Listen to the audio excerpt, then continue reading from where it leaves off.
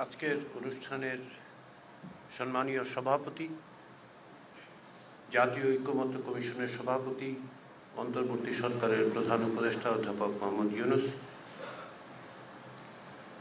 উপস্থিত উপদেষ্টা পরিষদের সদস্যরা, কমিশনের সদস্যবৃন্দ এবং বাংলাদেশের রাজনৈতিক দলের শীর্ষ পর্যায়ের নেতৃবৃন্দ, আপনাদের সবাইকে আমার সালাম এবং শুভেচ্ছা।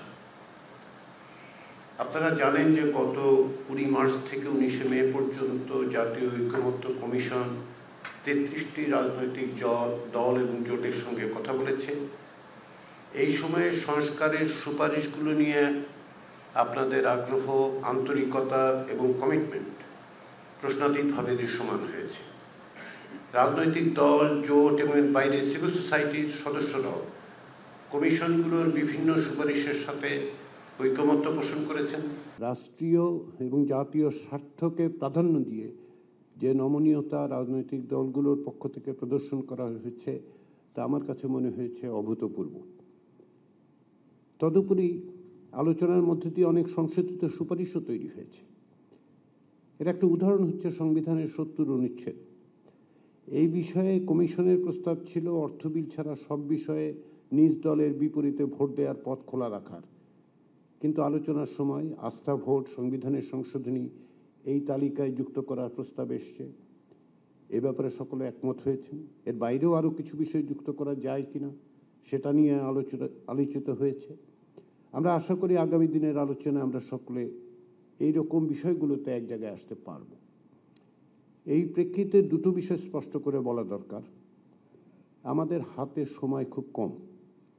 কমিশনের মেয়াদ 15ই আগস্ট পর্যন্ত, কিন্তু আমরা জুলাই মাসের মধ্যেই জুলাই সনদ তৈরি করতে সচেষ্ট। দেশের সামগ্রিক পরিস্থিতি এবং জনগণের আকাঙ্ক্ষার বিবেচনায় আমাদের দরকার দ্রুততার সাথে আমাদের ওপর অর্থাৎ কমিশন এবং আপনাদের ওপর অর্পিত দায়িত্ব সম্পন্ন করা। ফলে আগামী দিনগুলোতে প্রয়োজনে উপর্যুপরি দিনব্যাপী আলোচনার মাধ্যমে আমাদের অগ্রসর হতে হবে। দ্বিতীয়ত, আমরা এক এক দিনের জন্য একটি বিষয় পূর্বে নির্ধারণ করে আলোচনা করতে ও উপসংহারে পৌঁছতে আগ্রহী। যেসব বিষয়ে আংশিক একমত ও ভিন্নমত আছে সেগুলি নিয়ে আলোচনা হবে এবং আমরা আশা করছি যে আলোচনার টেবিলে আমরা অনেক বিষয়ই হয়তো ঐকমত্যে পৌঁছতে পারবো, কিছু বিষয়ে সম্ভবত ঐকমত্যে পৌঁছানো সম্ভব হবে না। আগামীকাল থেকে আমাদের এই আলোচনা শুরু হচ্ছে, যেটা আপনাদেরকে অবহিত করা হয়েছে। ঈদের ছুটির পরে আমরা প্রায় প্রতিদিনই আলোচনা অব্যাহত রাখতে চাই। আপনাদের পক্ষে সম্ভব হলে আমাদের দিক থেকে সেই আগ্রহ, ইচ্ছা, পরিকল্পনা আছে। এই জন্য আপনাদের আন্তরিক সহযোগিতা প্রয়োজন।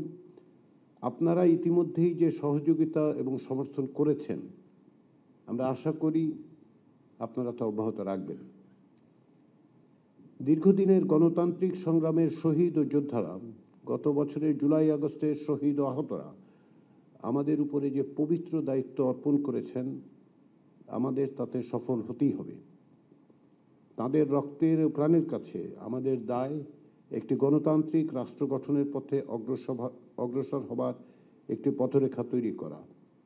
সেই চেষ্টায় আমরা আপনারা বলে কোনো ফারাক নেই।